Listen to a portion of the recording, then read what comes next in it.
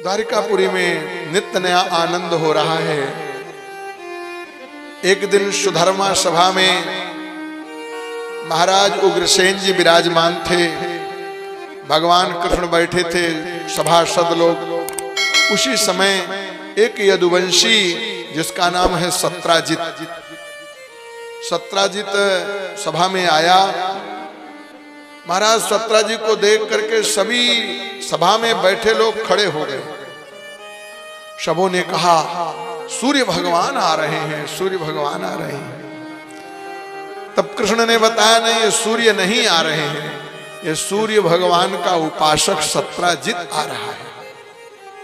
सत्राजित के पास एक मणि थी जिसका नाम था शंतक मणि। सूर्य भगवान की आराधना उपासना करके सत्राजित ने उनसे मणि पाई थी। मेरे प्यारे बंधुओं, उस मणि की ये विशेषता थी कि महाराज 8 भार सुवर्ण वह प्रतिदिन देती थी मणि। अब भार किसे कहते हैं? ये पुरानी तौल है, अब तो ग्राम चल गया। लेकिन अगर हम मान लेते हैं, यहां कहते हैं 20 तुला का एक भार होता है। पहले भर चलता था ना पुराने जमाने में, तो 4 धान का एक गुंजा और 5 गुंजा का एक पण, 8 पण का एक धरण और 8 धरण का एक कर्ष और 4 कर्ष का एक पल, 100 पल की एक तुला और 20 तुला का एक भार होता है। ऐसे नित्य वह शंतक मणि 8 भार सुवर्ण देती थी। और जब कहीं जाना होता था सत्राजित को, तो उस मणि को अपने गले में धारण करता था। महाराज उसके प्रभाव से लोग चकाचौंध हो जाते थे।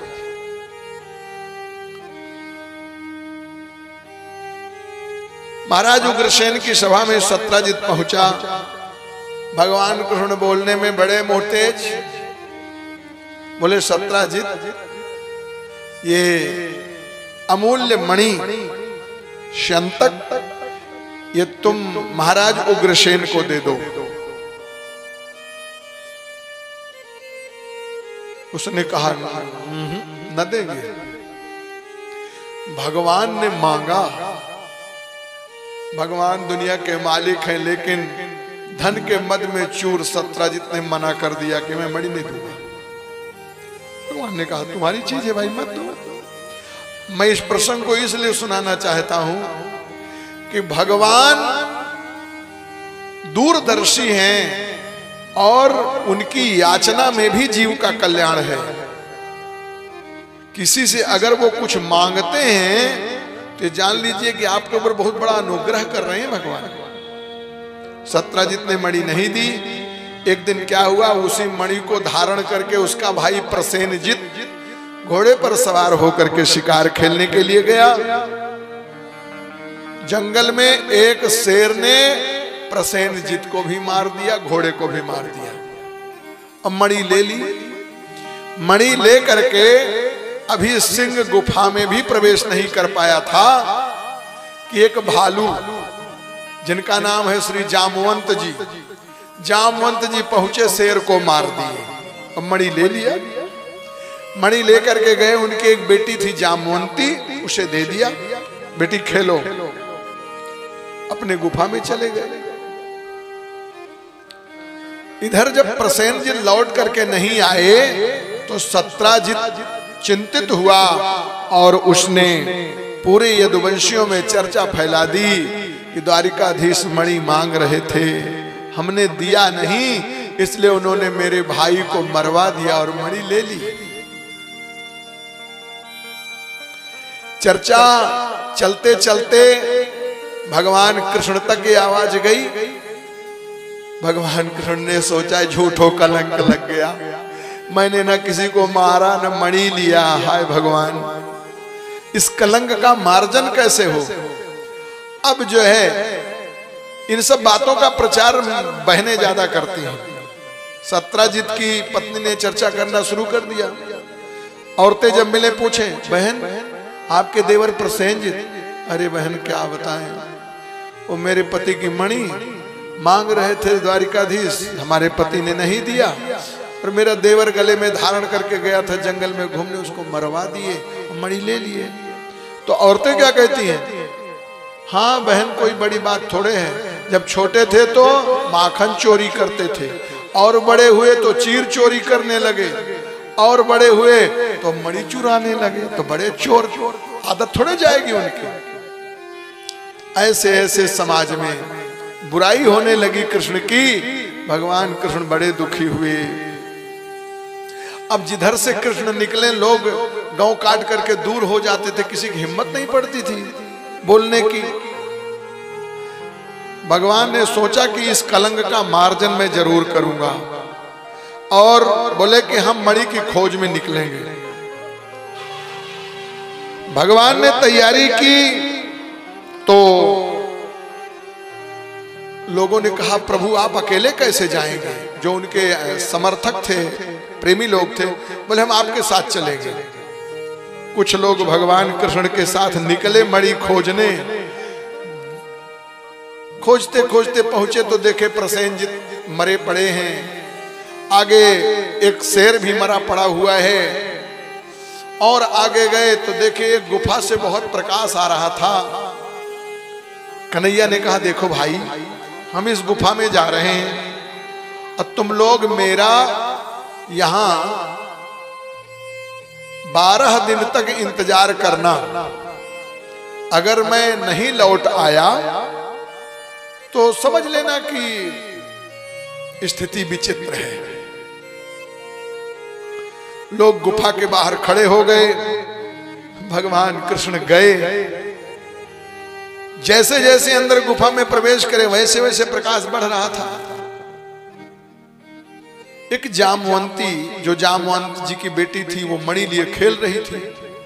भगवान गए, जब उससे छीनने लगे तो वो चिल्लाई तो जो उसकी रक्षा करने वाली धाय थी उसने भी आवाज लगाई तो जामवंत जी सो रहे थे, अभी उनकी पूरी आंख भी नहीं खुली। बेटी के ममता में उठे और भगवान कृष्ण के ऊपर टूट पड़े। अब आंख मूंदे ही हैं, अभी जामवंत जी की आंख नहीं खुली। ब्रह्मा जी के अवतार हैं जामवंत जी। अब भगवान कृष्ण से भिड़ गए। महाराज रात दिन युद्ध चल रहा है, दोनों में घुस सम्मुखम। न तो जामवंत जी पीछे हट रहे हैं, न तो भगवान तो कृष्ण है ही। यहाँ बात 12 दिन की थी, 12 दिन बीत गए। जो यदुवंशी गए थे सहयोग में, वो सब लौट पड़े। भाई कन्हैया ने कहा था, सोचे कि कोई बात खतरा जरूर है। सब लौट करके आए द्वारिकापुरी। वसुदेव जी और देवकी को बताया कि कृष्ण तो नहीं आए। अब चिंता बढ़ गई सबकी, हाय भगवान क्या हुआ, गुफा में कौन जाए? तो सबने भगवती दुर्गा जी की पूजा शुरू करा दी। ये कात्यायनी देवी दुर्गा जी दुर्गम काज को सफल करने वाली हैं, इसलिए अनुष्ठान होने लगा दुर्गा सप्तशती से शत्रु पर विजय पाने का। और उधर गुफा के अंदर भगवान कृष्ण का और जामवंत जी का अविराम 28 दिन तक युद्ध चलता रहा। न बेचारे भगवान हमारे कुछ खाए पिए, जामवंत तो जामवंत ही है। 28 दिन के बाद जामवंत जी की आंख खुली। देखे, बोले हमको लगता है कि आप कोई विलक्षण पुरुष हैं, नहीं तो हमको युद्ध में संतुष्ट करने वाला इस सृष्टि में कोई दूसरा प्राणी नहीं है। आप कहीं विष्णु भगवान तो नहीं हैं, कहीं आप मेरे प्रभु राम तो नहीं हैं, जिन्होंने मुझे रामावतार में लड़ने का मौका नहीं दिया था। तो मैंने कहा मुझे लोग बूढ़ा कहते हैं, मैं अपमानित होता हूं। प्रभु ने कहा जामवंत जी आपसे लड़ने की सामर्थ्य किसी में नहीं है। आप तो रावण को एक बार में मार देंगे तो मैं क्या करूंगा। तो आपसे अगर कोई लड़ेगा तो मैं ही लड़ सकता हूं और कोई दुनिया में है नहीं। हमारी आपकी लड़ाई द्वापर में होगी, तब मैं आपकी भुजाओं की खुजलाहट दूर कर दूंगा। जामवंत जी ने कहा कहीं मेरे प्रभु राम ही तो नहीं आ पा गए। तब कृष्ण ने कहा जामवंत जी आपका अनुमान कभी गलत नहीं हो सकता है। तब भैया जामवंत जी भगवान कृष्ण के चरणों में पड़े और स्तुति करने लगे। यस्येष दुत्कलितरोष कटाक्ष मोक्षैर वर्तमादिशत क्षुभित नक्रतिमिंगिलोब्धिः सेतुः कृतः स्वयस उज्ज्वलिता च लंका रक्षः शिरांसि भुवि पे तिरिसुक्षतानि। अरे प्रभु आपने जब रोष किया तो समुद्र बेचारा डर गया और मणियों को रख करके ब्राह्मण का रूप बना करके आपके सामने आया। जब आपने धनुष पर बाण संधान किया वो मैंने दृश्य देखा था। जिसके ऊपर आप कुपित हो जाएं उसकी रक्षा भला कौन कर सकता है। मेरे प्रभु अब मेरे ऊपर प्रसन्न होइए और आने का उद्देश्य बताइए। भगवान कृष्ण ने कहा मुझे संतक मणि की चोरी का कलंक लगा हुआ है, इसलिए मैं मणि चाहता हूं।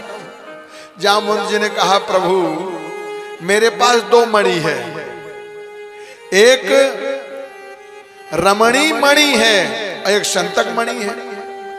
संसार में जितनी स्त्रियां हैं मेरी बेटी की तुलना में सुंदर नहीं है, न गुणवती हैं, इसलिए मैं ये रमणी मणि आपको देना चाहता हूं और मेरे पास है ही क्या दहेज में ये संतक मणि दे देता हूं।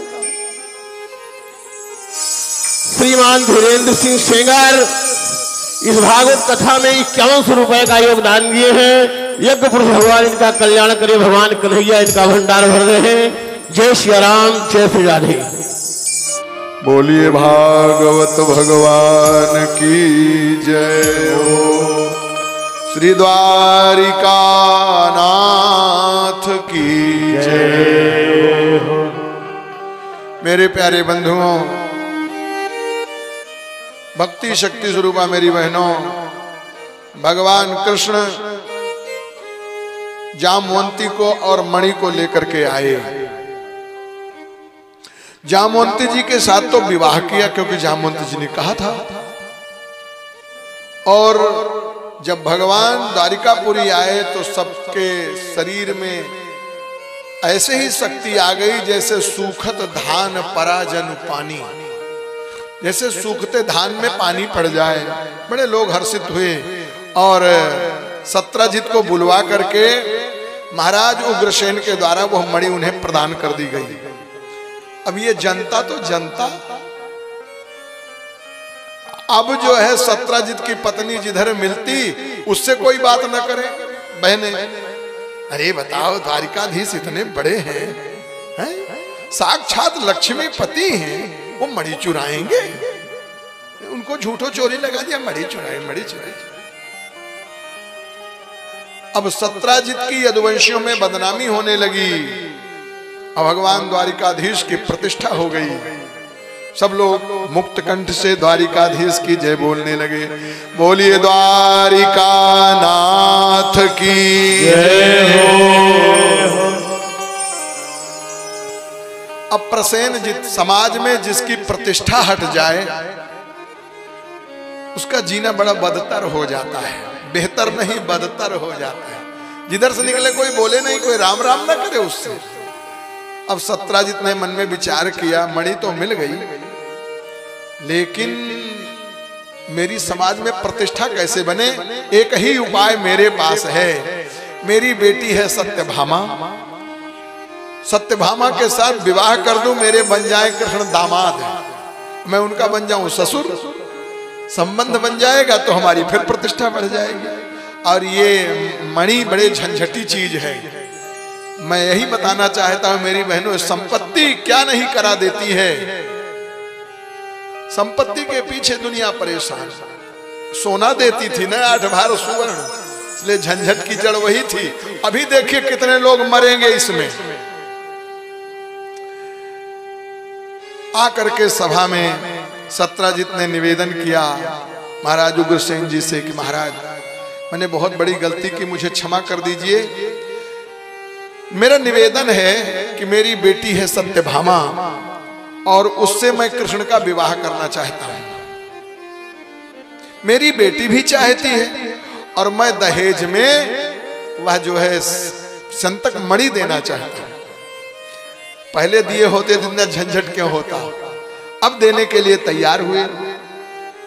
द्वारिकाधीश ने सुना, द्वारिकाधीश ने स्पष्ट कह दिया सत्राजित के सामने, देखो महाराज, अगर आपकी बेटी मुझे चाहती है तो मैं विवाह तो कर लूंगा, लेकिन हम मणि नहीं लेंगे, मणि नहीं लेंगे। तो महाराज इसका मतलब आप मेरे ऊपर नाराज हैं? बोले नहीं, नाराज नहीं, हम खुश हैं।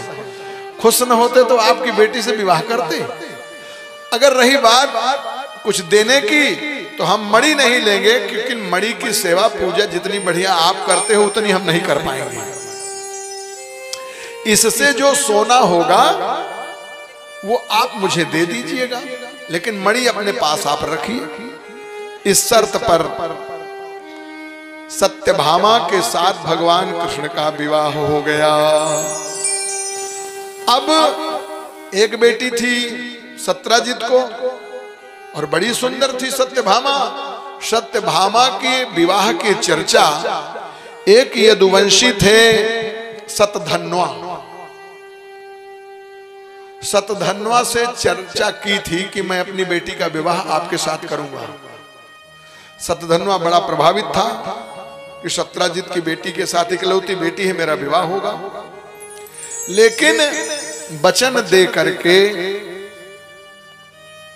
सतधन्वा से विवाह न करके सत्राजित ने बेटी का विवाह जब कृष्ण के साथ कर दिया, सतधन्वा ने एक छोटी सभा बुलाई यदुवंशियों की। उसमें प्रधान थे कृतवर्मा और अक्रूर जी।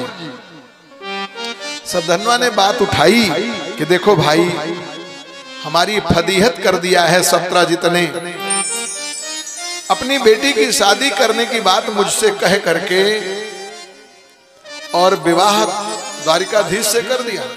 अगर द्वारिकाधीश से ही विवाह करना था तो मेरी चर्चा क्यों कर दी उसने? तो अक्रूर और कृतवर्मा ने कहा भाई गलती तो सत्राजित की है, गलती उसने किया, तो उस गलती का दंड, बोले दंड यही है ना कि तुम उसको मार डालो और उससे मणि ले लो, काम बन जाएगा। क्योंकि मणि तो द्वारिकाधीश ने लिया नहीं।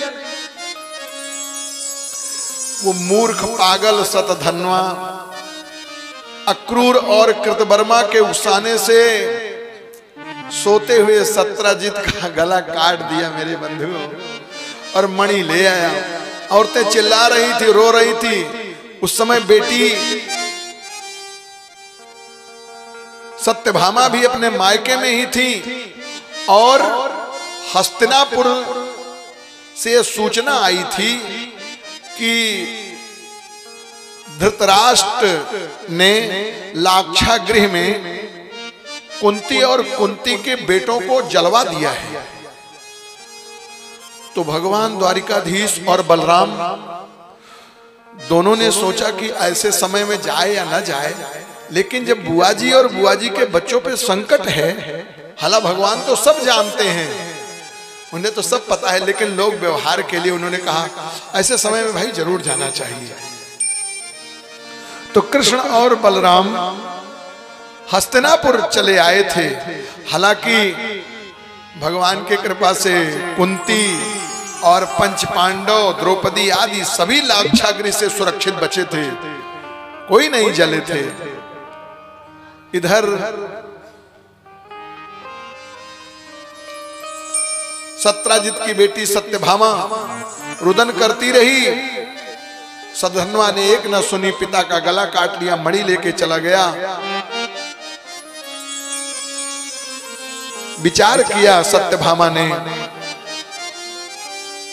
और वह इतनी वीरांगना थी कि रथ पर बैठ करके पहुंच गई हस्तिनापुर।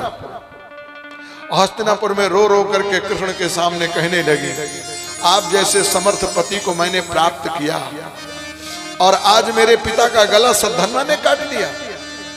कृष्ण ने आंसू आंसू पोछे सत्यभामा के, प्रिय रो मत, अगर सद्धन्वा ने ऐसा किया है तो वो जीवित नहीं रहेगा। और कृष्ण बलराम आए, द्वारिकापुरी में पहुंचते ही ललकार लगा दी, सतधन्वा के कान तक आवाज पहुंची, यह बच नहीं सकता है सतधन्वा कहीं भी जाए। तब सतधन्वा ने कृतवर्मा से कहा, भाई अब तो द्वारिकाधीश मेरे पीछे पड़ गए हैं, हम क्या करें? बोले भैया और किसी से होता पंगा तो हम सहयोग करते, लेकिन द्वारिकाधीश के विरोध में हम मदद नहीं कर सकते हैं। आज के समाज के लोग ऐसे ही हैं, कोई ऐसी बात आवे तो आपको उकसा देंगे, हाँ लड़ो लड़ो हम हैं साथ में ना, जमानत कराएंगे, छूट जाओगे, कहे चिंता करते हो। लेकिन जब आप फंस जाओगे तो कहेंगे भाई देखो हम तो और किसी की बात हो तो मदद करें, लेकिन आप ये तो घर परिवार की बात है, इसमें हम क्या कर सकते हैं। इसलिए भैया सूझबूझ के साथ काम करना चाहिए। अक्रूर से मदद मांगी, अक्रूर जी ने भी मना कर दिया, कृष्ण के विरोध में हम साथ नहीं दे सकते। अब तो सतधन्वा करे क्या? महाराज उसके पास ऐसे घोड़े थे जो 400 कोस बिना विश्राम किए हुए चल सकते थे। उसने रथ तैयार किया, घोड़े पर बैठकर, जानता था मैं तो मारा जाऊंगा, बात पक्की है, लेकिन ये मणि अक्रूर जी आप रख लीजिए, अगर बचा रहा तो आकर के मणि लूंगा और नहीं तो फिर तुम्हारे पास तो है ही। महाराज सतधन्वा भागता रहा, कृष्ण और बलराम ने उसका पीछा किया। भागते भागते भागते भागते 400 कोस चलने के बाद उसके घोड़े गिर गए और पैदल भागने लगा। भगवान कृष्ण ने रथ से उतर करके उसे खदेड़ा और पकड़ लिया, चक्र सुदर्शन से सतधन्वा का गला धड़ से अलग कर दिया। उसके कपड़ों में टटोला पर मणि कहीं नहीं मिली। बलराम जी से बोले भैया मणि तो इसके पास है नहीं, मैंने बेकार में ही सतधन्वा को मार डाला। बोले भाई देखो तुम तो द्वारिकाधीश कन्हैया जाओ द्वारिकापुरी, हम आ गए हैं महाराज जनक जी के राज्य में। जनक जी बड़े अच्छे सत्संगी हैं, मैं इनके पास रह करके कुछ सत्संग भजन करूंगा। बलराम जी जनक जी के यहाँ बहुत वर्षों तक रुके रहे, सत्संग किया और उसके बाद उन्होंने भीम दुर्योधन को गदा चलाने की विद्या सिखाई। और इधर भगवान कृष्ण गृहस्थी में जो फंस जाता है ना, उसे कहीं अवसर नहीं मिलता। मेरे भगवान कृष्ण की यही दशा। एक पत्नी वालों की तो दुर्गति होती है, और भगवान कृष्ण की देखते चलिए। आए पत्नी सत्यभामा से कहा देवी मैंने सतधन्वा को मार भी दिया, मणि मिली नहीं। हला भगवान सब कुछ जानते हैं। अब जो है वो मणि अक्रूर जी के पास थी, तो अक्रूर जी चिंतित हो गए कि कहीं हम ना पकड़े जाए। लेकिन अक्रूर जी एक बहुत अच्छा काम करते थे, वो इतना सोना देती थी, उस सभी सोना से यज्ञ करते थे। यज्ञ पूजा यज्ञ पाठ, ब्राह्मणों को दान दक्षिणा। सोचे धन संपत्ति का क्या भरोसा, फ्री में मिली है, जब चली जाएगी तो चली जाएगी, आज है तो खूब दान पुण्य कर लो। एक दिन भगवान ने अक्रूर जी को बुलवाया, बोले चाचा हमें सब पता है, कल तक तो साधारण जिंदगी आपकी थी, अब आज जो है इतने बड़े बड़े यज्ञ आप करा रहे हैं, तो ये कहां से इतना पैसा आ गया? ये है कोई राज, और मैं जानता हूं वो मणि आपके पास है। मणि से जो सोना निकलता है उसी से आप दान पुण्य कर रहे हो।